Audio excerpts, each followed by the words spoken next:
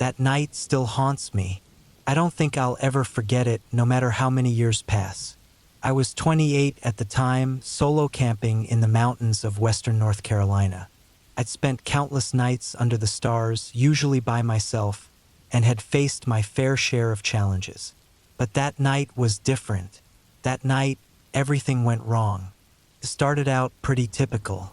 I'd been hiking for hours, moving deeper into the backcountry, my pack weighing heavily on my shoulders. The weather had been eerily calm all day, but as dusk settled in, clouds began rolling in, thick and fast. I'd already passed my planned campsite, a small, clear patch tucked beneath a pavilion in a forest clearing. Normally, I'd never set up in something so exposed, but there was something off about that night. A gut feeling that I couldn't shake, but I dismissed it. The pavilion seemed like a good place to shelter in case of rain, and I wasn't about to set up a tent in a muddy mess. The wind started picking up around sunset, but nothing major, just a few gusts here and there. I set up my tent inside the pavilion, securing my gear and making sure everything was in place. I didn't think much of it at first. The pavilion was made of concrete and had metal beams for support, which seemed like it would be strong enough to keep me safe. But as the evening wore on, something started to feel wrong. The wind picked up more, much more than I expected. It howled through the trees, and the trees themselves began to sway, their massive trunks creaking like old bones. Then the first rain hit. Not just any rain, but the kind of rain that felt like it was being thrown at you from every direction. I could hear the rain slapping against the roof of the pavilion, the wind carrying it in sideways sheets. The trees around me began to groan under the pressure of the wind. It wasn't until much later that I learned what had actually been happening. It was a derecho. I didn't know that term at the time, but when the storm finally passed and the sun rose the next morning, I learned just how dangerous and rare a storm like that could be. A massive wall of wind and rain moving faster than anything I'd ever seen, capable of uprooting trees and destroying everything in its path. But that wasn't what terrified me, not by a long shot. As the storm raged, I could hear something moving around the pavilion, pacing in the wind. The first time I heard it, I brushed it off as a tree branch snapping under the pressure. But then I heard it again. This time, it was a heavy, rhythmic thumping sound, like the pounding of large paws against concrete. My heart skipped a beat. My mind raced. I didn't want to believe it, but I knew deep down that it was a bear. Now, I've had plenty of encounters with black bears in the wild. They're typically pretty skittish, running off as soon as they hear you or catch your scent. In fact, I've scared off more than a few with nothing but loud yelling and waving my arms. But this bear, this one was different. It was big, really big, and it wasn't running off. Instead, it seemed to be circling the pavilion. The noise of its claws scraping against the concrete floor was unmistakable. Tap, tap, tap. Each sound echoed in the hollow space, loud against the deafening wind. The bear wasn't just walking. It was charging, running in circles around the pavilion, unsure of what to do with me. I could hear its heavy breathing, sharp, angry huffs that punctuated the storm's fury. For the first few minutes, I stayed still. I didn't dare make a sound. My heart hammered in my chest, and I could feel the cold sweat creeping down my back as I clutched the edges of my sleeping bag. I tried to tell myself it was just a bear looking for food. After all, I hadn't left anything outside my tent, and there wasn't much in my pack to attract it. But the bear didn't seem to care about food. It wasn't looking for a meal. It was scared. It was angry, and it was trapped under this pavilion with me. The storm outside only seemed to intensify, pushing the wind to howling levels. The trees groaned under the strain of the wind, some snapping in the distance. The sound of the storm was deafening, but I could still hear that tap, tap, tap of the bear's claws, running circles around the pavilion, growing closer with every turn. I waited for what felt like hours, My hands were numb, stiff with cold, and I struggled to keep my breathing steady. I knew I couldn't stay still forever. The bear was getting more agitated, its circles growing faster, more erratic. I couldn't risk it charging at me in a panic. It was big enough to tear right through the walls of my tent if it decided to attack. And then I remembered something, a hunting knife I kept in my pack, just in case. The only problem? My hands were too frozen to even unzip my backpack. The wind was so strong now that it felt like the entire pavilion was shaking. The trees around me were bending, their trunks twisted and groaning under the pressure. I couldn't help but wonder how long the pavilion would hold up. Would it collapse on top of me if the bear didn't get to me first? Then there it was again. Tap, tap, tap. It was so close now. I could hear the bear sniffing around, its massive claws sliding across the concrete. My stomach turned. I grabbed for my knife, struggling with the zipper, my fingers trembling too much to pull it open. The bear's breathing was louder now, and I could feel the vibrations of its movements in the ground beneath me. In a panic, I did the only thing I could think of. I grabbed the roll of duct tape I always carried with me and wrapped it around my hand, taping the knife to my palm. It wasn't ideal, but it was all I had. I didn't want to imagine what would happen if that bear decided to make its move. Minutes stretched on, each one feeling like an eternity. The bear seemed to be growing more frantic, running in faster circles around the pavilion, slamming into the walls in its frustration. The wind outside screamed, tearing at the trees, and I thought I could hear more cracking sounds, more trees falling. But I couldn't look. I couldn't take my eyes off the entrance, where I knew the bear was pacing, waiting for the storm to stop. Finally, the storm started to subside. The wind still howled, but it wasn't as intense. The bear's movements slowed, too. I dared to exhale, but I didn't let my guard down. The pavilion was still shaking, but the worst of the storm was over. I could see the sky beginning to brighten outside, but there was no sign of the bear stopping. I waited and waited. Eventually, after what felt like an eternity, the bear's movements slowed down. The tap, tap, tap of its claws softened, then disappeared altogether. Slowly, I peeked out from under the edge of my tent. The bear was gone. The storm had finally passed, leaving the forest eerily quiet. The rain had turned to a mist, and the wind had died down to a gentle breeze. I waited a few more minutes, heart pounding in my chest, before I dared to leave the safety of my tent.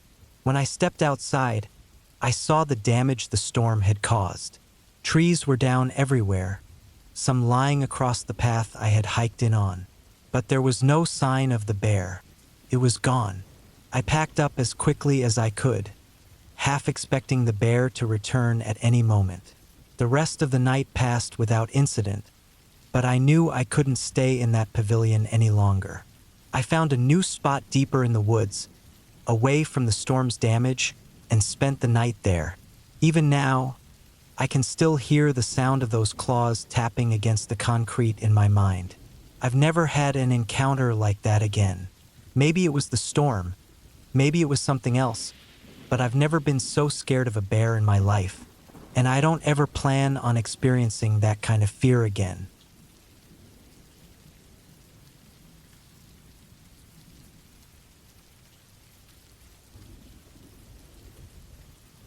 I was 26 years old and in the middle of my geology field research in 1983, working on my master's thesis. The site was a remote section of the Canadian wilderness, deep in the woods of Nova Scotia. No roads, no paths, just dense trees, thick underbrush, and rocky ground. The area had been chosen for its geological importance. The boulder fields scattered across the terrain, remnants of the last ice age. I had been walking a transect across one of these fields, mapping the rocks, taking notes, and hoping for some interesting findings. I wasn't afraid of being out here alone. I had grown up hiking and exploring the woods, But this time I was miles away from any form of civilization, and I wasn't quite prepared for how quickly things could go wrong. I'd been walking for several hours, carefully noting down the position of each boulder as I moved from one point to the next. The weather had been fine when I set out that morning, with only a light breeze and the faintest clouds in the sky. But the forest around me was as silent as it always seemed to be, the kind of quiet where you could hear your own heartbeat. I came upon a section of the boulder field where the rocks were thickly covered in moss, the kind that made them slick and treacherous. The moss looked soft, almost inviting, but I knew from experience that it could be deceptively dangerous. I had been careful, stepping slowly, testing each foothold before committing to it. Then it happened. One wrong step, one moment of carelessness. My foot slipped on the wet moss, and before I could react, I was falling. The world spun in a blur of green, brown, and gray. I tried to grab for something, anything, to stop my fall, but the ground beneath me was unforgiving. My body slammed into the rocks, but I wasn't on solid ground. I kept sliding, and my legs were flailing, desperately searching for something to hold on to. And then I came to a sudden, jarring halt. I had wedged myself between two enormous boulders, my body suspended above a deep void below. My feet were dangling, not touching anything, while my torso was wedged so tightly I couldn't move. I was trapped. First, there was a moment of disbelief. It didn't seem possible. I had done this many times before, slipped on moss, tripped on rocks, but this was different. This wasn't just a stumble or a fall. This was something far worse. I wasn't hurt, but I was stuck, and the more I struggled, the tighter the rocks seemed to grip me. I could feel the weight of the boulders pressing down on me, the coldness of the stone seeping through my jacket. The ground below me was a deep chasm, and I couldn't see how far it dropped. But I knew it was far enough that if I fell, I wasn't getting back up. I didn't panic at first. I told myself to stay calm, that this was just a temporary setback. But with each passing minute, the reality of the situation settled in. I had no cell phone. This was 1983, and cell phones didn't work out here. No GPS, no emergency beacon. The nearest road was miles away, and I had no idea if anyone knew where I was. I had come into this wilderness with the mindset of a geologist, with the confidence of someone used to being out in the field. But now, I was just another human trapped in the vastness of the Canadian wilderness, vulnerable and alone. I started struggling, pulling myself this way and that, trying to find any purchase on the rocks or the ground. My hands were scraping against the stone, blood mixing with the dirt and moss. It didn't matter how hard I pulled. I couldn't dislodge myself. Every movement made it worse. The boulders seemed to close in tighter, squeezing the air from my lungs. I could feel panic beginning to creep in, but I knew better than to give in to it. I had to think. I had to focus. But the longer I hung there, the more my mind raced with possibilities. What if no one came looking for me? What if I couldn't get out? What if I had slipped into that void and no one would ever find me? I tried to calm myself. I had to breathe, had to think logically. I was a trained geologist, and I had faced more difficult situations than this. I started looking around, searching for something that could help me. My eyes scanned the boulder field above me. There had to be something I could use to free myself. I noticed a tree about 10 feet away from where I was wedged, its roots protruding from the ground. It looked solid. I might be able to reach it and pull myself free. But how? My arms were sore, and my legs weren't getting any more stable. I realized that if I didn't move soon, I might lose my strength. I started shifting, inching my way toward the tree, but the rocks were slippery and the angle of my body made it difficult to reach anything. 3 hours passed and I had made little progress. I was exhausted. My hands were raw, my arms aching, and my legs were starting to cramp. I had tried everything I could think of to wiggle free, but each time, I only succeeded in wedging myself in tighter.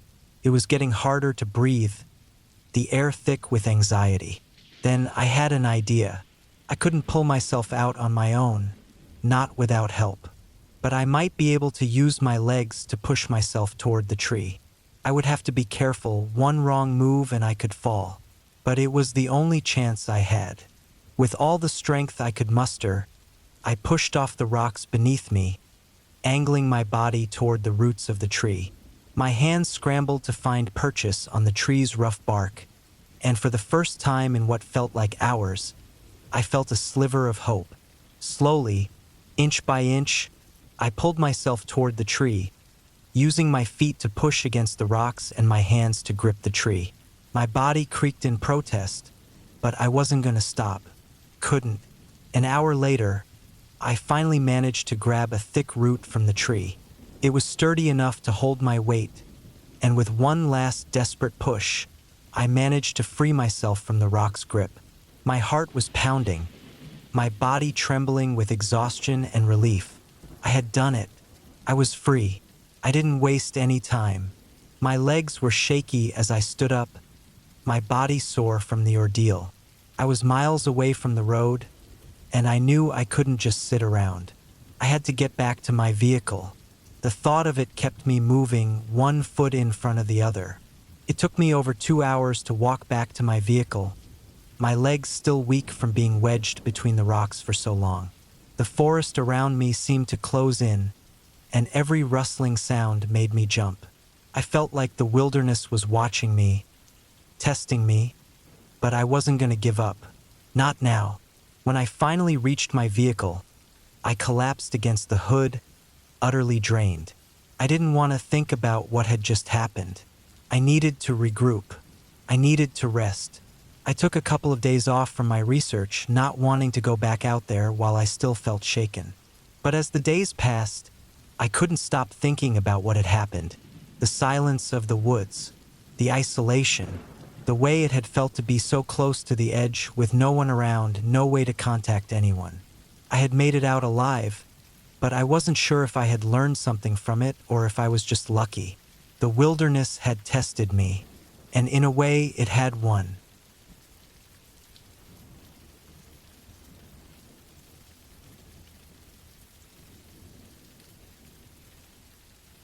A few years ago, I was working as a consultant for the National Fire Service, helping to map wildfire behavior and fuel loads using an IR/LiDAR-equipped drone. This was a new and intense experience, one that required not just technical skill but a fair amount of nerve. I had been hired to support a team working on a major fire in the mountains, an unpredictable and dangerous stretch of land where nature could turn on you at any time. My job was clear: map fire lines, record fuel loads, and analyze fire activity using the drone. The operation plan was straightforward. The helicopter would drop me off at a point above the active fire, where I'd do my job. When I was done, I'd call for extraction. The whole process was routine after a while. Helicopters coming in, landing on precarious outcrops, letting me jump out with all my gear, often barely avoiding the fall to the jagged rocks below. For days, I had been dropped off at the same narrow ridgelines, no more than 2 feet wide, and had gotten used to the routine. The helicopter would hover and I'd make my jump. It wasn't comfortable, but it was manageable. As long as the helicopter was steady and I could stick the landing, things went smoothly. But today, everything felt off. The air was thick with smoke, and the usual calm was replaced with a creeping unease.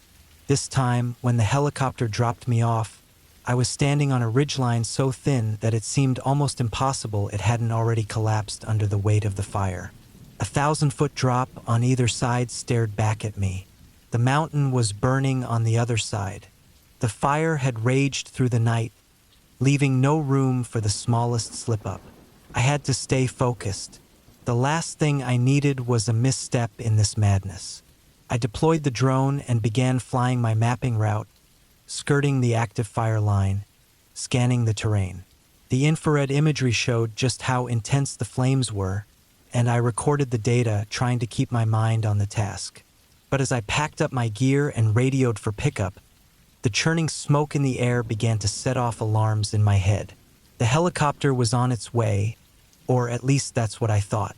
I could hear the blades, but I couldn't see the aircraft. The smoke was too thick, and the sky had darkened as if the fire had swallowed the sunlight. I waited for what felt like an eternity, hearing the distant whoop whoop whoop of the chopper, only to have it fade into the smoke and return again. My gut twisted. I radioed again, but the message I received was worse than I expected. The pilot couldn't see me, nor could they see the alternate landing zone. It was too smoky. I was stranded. The voice on the radio crackled, explaining that if I walked northeast, the fire wasn't as bad in that direction. It sounded almost too casual, too simple. A sick feeling settled deep in my stomach. I knew the fire wasn't bad in that direction. How could it be with a wildfire spreading like this? But I had no choice. I had to move and fast. I glanced down at my equipment. I was carrying a 70-pound case, packed with drone gear and other technical tools, about $50,000 worth of sensitive equipment. There was no way I could just leave it behind. I had to get out. But first, I had to move through a firestorm, the flames licking at the edges of the mountain, the forest burning around me. The thick smoke made it hard to breathe. Every few steps, I had to stop, my lungs gasping for clean air. The smell of burning wood and ash filled my nostrils, thick and suffocating. And then there was the heat. It wasn't just the fire. The temperature seemed to warp in the presence of the flames, as if the mountain itself was boiling. I could feel the sweat pouring down my back, even as I rolled on the ground to put out burning debris that had fallen on me. The world around me was chaos. Trees were falling in all directions, their trunks catching fire and crashing to the ground with an earth-shattering thud. Every time one fell, it sent a wave of heat over me, making it feel as if I was standing too close to a furnace. I stumbled down the mountain, constantly aware that one wrong move could send me tumbling down the steep cliff. But my mind was already racing with the thought of getting to safety. Couldn't stop. The thought of sitting down, taking a rest, was impossible. The smoke was thickening again. The fire was drawing nearer. With every step, I felt the weight of the situation pressing down on me. My legs were growing weaker. I had done this kind of work before, but this was different. I was in my late 50s, a cancer survivor, and I had lost part of my leg in an accident a few years back. The injury was a constant reminder of what I had already overcome, but it didn't make this situation any easier. I knew my body was slowing down. The years had taken their toll, and my strength wasn't what it used to be. Yet I couldn't give up. I wasn't going to be another casualty on a mountain fire. There was no way I was going to let this fire get the best of me. As I moved, I saw the flames creeping closer, licking at the underbrush, burning everything in their path. A few times, the heat was so intense that I felt my skin burning from the radiated heat. I stopped, falling to the ground to roll, trying to put out a patch of my clothing that had caught fire. My hands were raw and trembling, my shirt singed at the edges. I was being burned alive piece by piece. For hours. Felt like a lifetime. My body was aching. My lungs burned from the smoke, and my throat felt like it had been scraped raw. I had no idea how I was still going, but I kept moving. There was no choice. If I stopped, I wouldn't make it. Just when I thought I couldn't go any further, I saw them. Firefighters, their suits and gear making them look like ghosts in the thick haze. They moved toward me, and for a moment, I thought I was hallucinating. But they weren't a mirage. They were real. They had come for me. One of them called to me, guiding me toward a safer spot. The heat was still unbearable, but I didn't care anymore. I was going to make it. They walked me to a clearing where the helicopter was waiting. The moment I stepped into that helicopter, I felt the weight of the world lift off my shoulders. I didn't even care that I was covered in burns. that I was struggling to breathe. I was alive. I was out of the fire. When I finally arrived at the hospital, I was diagnosed with severe smoke inhalation and several dozen burns from the falling debris that had landed on me. I spent 2 days in the hospital, being treated for the damage the fire had done to my body. That experience changed me. I had worked in the fire service before, but I'd never faced anything like that. The fire had no mercy. It didn't care about my age, my injuries, or my strength. It was a force of nature, and it would take what it wanted, no matter who was in its path. I never worked on a wildfire again after that. I didn't have the stomach for it, but I gained a deep respect for the men and women who willingly face that hell every day. They risk everything to protect others, to save lives, even when they know the fire might take theirs. They are brave, in a way that's hard to understand until you felt the heat on your skin, heard the roar of the fire as it closes in, and realized just how close you are to being consumed by it.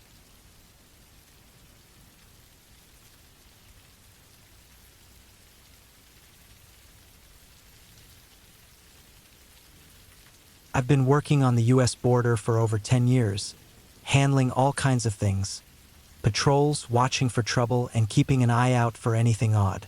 I've seen it all, people trying to sneak across, drug deals, and the occasional lost hiker who got in over their head. But nothing prepared me for what happened that night. It was late, well past midnight, and I was assigned to a quiet area just outside one of the border stations. The place is usually peaceful, just the sound of wind and bushes moving. My plan for the night was simple. Check the cameras, make sure everything was secure, and get some rest by the campfire before heading back to base in the morning.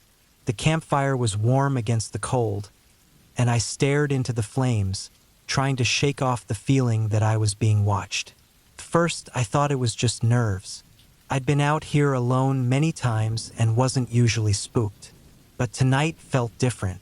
The normal desert sounds, the coyotes, the wind in the sand, weren't there. It was too quiet. I told myself it was nothing and tried to ignore it.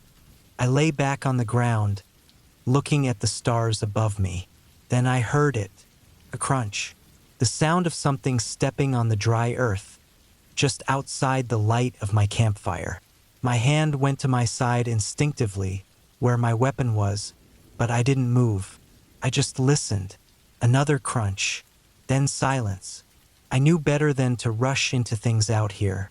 The desert can be unforgiving, and I didn't want to scare anyone who might be hiding. I slowly reached for my flashlight, trying to keep the noise down. The beam cut through the dark, but there was nothing. No tracks, no signs anyone had been there. I started to relax a bit, but the uneasy feeling in my stomach didn't go away. That's when I noticed the shadows, moving in ways that didn't make sense. Too smooth, too careful. I tried to tell myself it was just the wind, but I knew the wind in the desert didn't move like that. There was something out there. I could feel it. The noises came again, but now they were closer. A rustling, like someone walking through the brush, followed by another set of footsteps. I held my breath, listening closely. The hairs on the back of my neck stood up. I couldn't shake the feeling that something or someone was circling me. Every time I looked to the side, I saw movement out of the corner of my eye. But when I turned to face it directly, there was nothing. Minutes seemed to stretch on forever. My heart was racing, and I gripped the flashlight tightly, my hand shaking. I felt like eyes were on me, watching. It wasn't just my imagination anymore. I was being watched, studied. I grabbed my stuff, packing everything into my bag. I didn't care about the fire anymore. I wasn't sticking around. As I was about to stand up, the rustling came again, but this time it was louder, closer. It wasn't just the brush now. Something was pushing through it, breaking branches, sending rocks tumbling across the ground. I stood up fast, flashlight in hand, scanning the dark. Nothing, just shadows stretching across the desert. But then I heard it, right behind me, a breath, slow, heavy. My blood froze. I turned quickly, but there was nothing there. Every instinct in me screamed to run. I didn't hesitate. I bolted, not looking back, my boots pounding through the dirt as I sprinted through the dark. I didn't know what was behind me, but I wasn't going to stay around and find out. The station was only a few miles away. If I could just get to the truck, I'd be safe. I didn't stop until I was inside the truck, engine running, my breath coming in quick gasps. The night was quiet again. No footsteps, no shadows, just silence. I kept the headlights on, scanning the area one last time before I pulled out, heading back to the base. When I finally made it to the station, I still couldn't shake the feeling that something had been out there, something that didn't want to be found.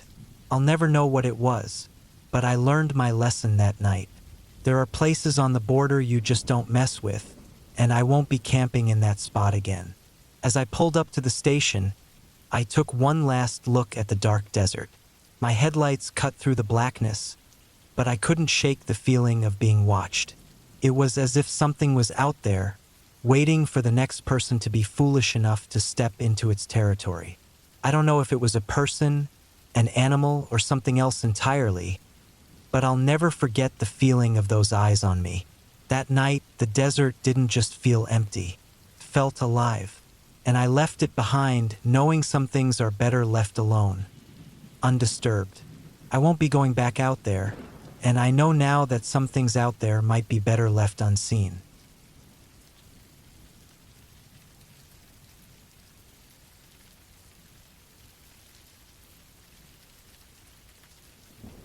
I've always enjoyed the idea of camping, and when my cousin suggested we head to a small village way out in the woods, I was all in. It seemed like the perfect place to escape everything and enjoy some quiet time. We drove for hours, through winding roads, until we reached a tiny campsite nestled between a dense forest and a small stream. We set up our tent as the sun began to set, casting a soft orange glow over the trees. The air was thick with the smell of pine and wet soil. As we lit the fire, I started to feel uneasy. It wasn't anything I could point to, but something about the place felt off. It was like we weren't alone, even though I couldn't see anyone. The woods seemed wrong, like they were hiding something. But I told myself it was probably just the dark or my nerves playing tricks on me.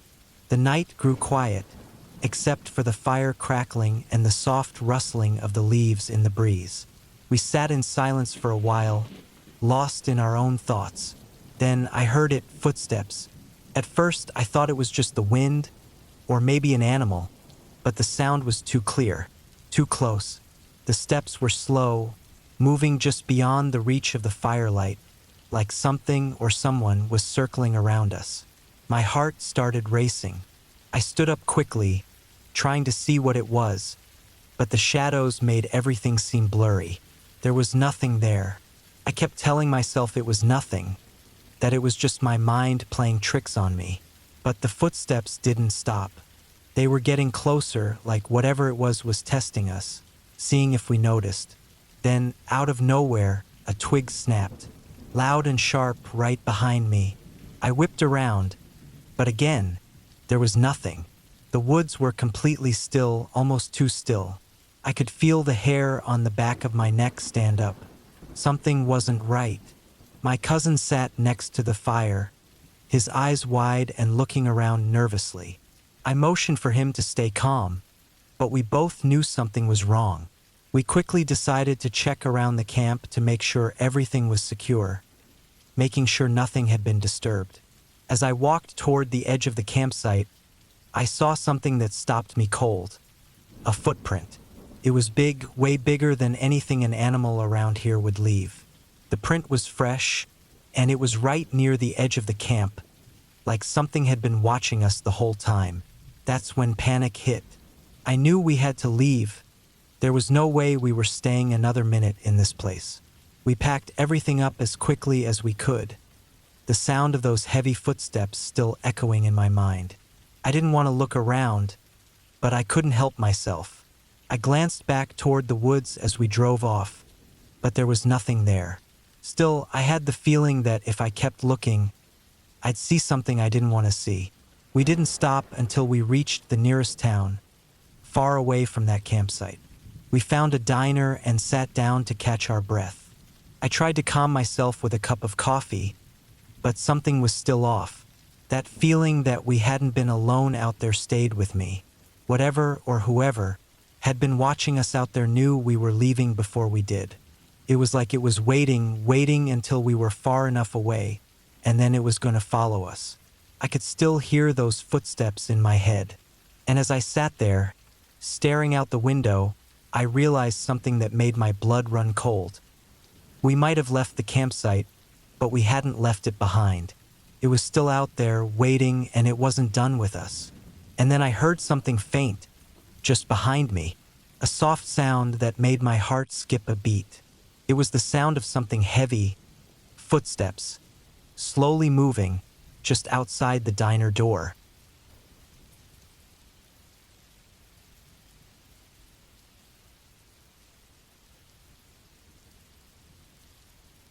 I decided to camp near my grandma's village, a place I hadn't been to in a long time.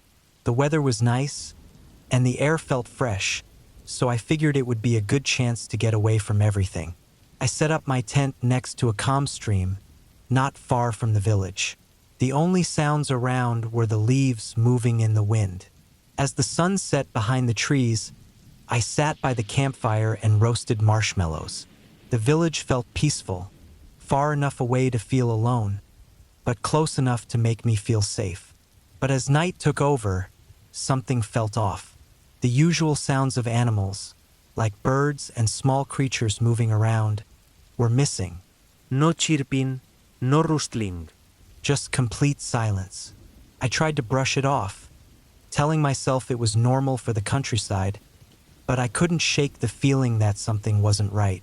I stayed by the fire, glancing around the trees. The fire only lit up a small circle, and the rest of the woods were dark. Felt like someone was watching me. Then I heard it, a soft crack of a branch, just beyond where the firelight reached. My heart skipped a beat. I tried to tell myself it was just an animal, but the noise was too clear, too close. I grabbed my flashlight from my bag and shined it into the trees. There was nothing there, just trees and shadows. I told myself to calm down and went into my tent to sleep early. But the unease didn't go away. The feeling of being watched stayed with me, and the silence outside made me nervous. Around 2 a.m., I woke up to a soft tapping sound on the side of my tent. At first, I thought it was an animal, but then it came again, louder this time, almost like someone was knocking on my tent. My chest tightened. I stayed still, holding my breath, but after a few minutes, the tapping stopped. No other sounds came. I stayed awake, too scared to sleep, but also too tired to stay alert. Eventually, I dozed off, but the dread never left. The next morning, I hurried to pack up and get out of there. As I walked back to the village, I saw something on the path, a set of muddy footprints leading right up to my tent. They were big, like they belonged to a man, and they had been there all night. My heart raced as I stood there, staring at them. I didn't want to think about it, but I couldn't ignore it. I rushed back to my grandma's house and told her what happened. She looked at me for a long time, not saying a word. Then she told me there had once been a man who lived in the woods nearby. He was known for wandering around at night, sometimes showing up near houses or campsites. But no one really talked about him, and after he disappeared, the village moved on. She told me that when the area got quiet, you could sometimes hear footsteps in the woods, just like the ones I heard. She said the man would sometimes come close, but no one ever really knew where he went. After hearing that, I felt cold all over. I didn't want to ask any more questions, but the feeling of being watched lingered. I knew I wouldn't be camping there again. I never went back to the village after that trip. The woods, the silence, and the strange feeling stayed with me. Years later, I still can't shake the memory of those footsteps. They were too real, too close. Even now, when I'm alone at night, I sometimes hear that same soft tapping, like someone is knocking on the door, waiting for me to answer.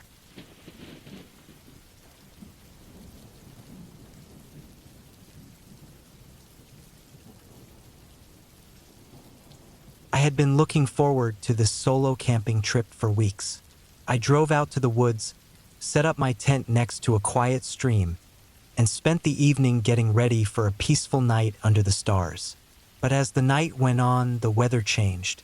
The wind picked up, the sky grew darker, and soon, without warning, it started raining. Hard. First, the rain didn't bother me. It was just a regular storm, nothing unusual. I curled up in my sleeping bag inside the tent, listening to the sound of the rain hitting the fabric, the occasional thunder rolling in the distance. I tried to sleep, but the storm just got worse. The wind started howling, shaking the trees around me like it was alive. Around midnight, I heard a noise that made me sit up straight. It was a soft thud, followed by another one. My heart started racing, but I told myself it was just the wind knocking loose some branches. But then, it happened again, and this time it was closer. Thud, thud. The hairs on the back of my neck stood up. I grabbed my flashlight and switched it on. The beam cut through the dark, barely reaching the tree line. I didn't see anything. I stayed still, listening. The storm was still roaring outside, but the thudding stopped. For a moment, I thought I was imagining things, but then I heard it again. This time, right outside the edge of the tent. I froze. The sound was clear now. Someone or something was out there, moving slowly, quietly. My mind raced. It was way too late for hikers.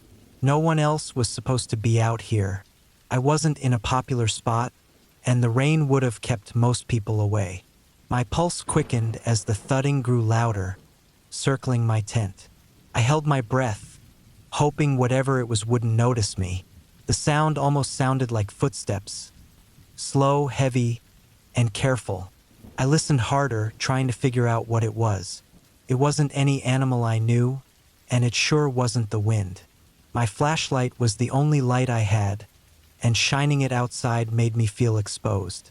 I didn't want to draw attention to myself, but I couldn't just sit there, either. I finally decided to peek out. I unzipped the tent just enough to slip my head out, my eyes wide in the dark, scanning the area. My flashlight caught the edge of something. A figure crouched low in the bushes, just out of the light's reach.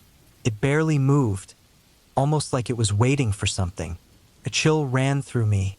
Whoever it was, or whatever it was, wasn't acting like someone lost or looking for shelter from the rain. The way it moved or didn't move made my blood run cold. I quickly zipped the tent back up, making sure it was shut tight. I couldn't just stay there hoping it would leave. I had to do something. I grabbed my phone, but there was no signal. Of course, there wasn't. I wasn't surprised anymore. I grabbed my knife just in case.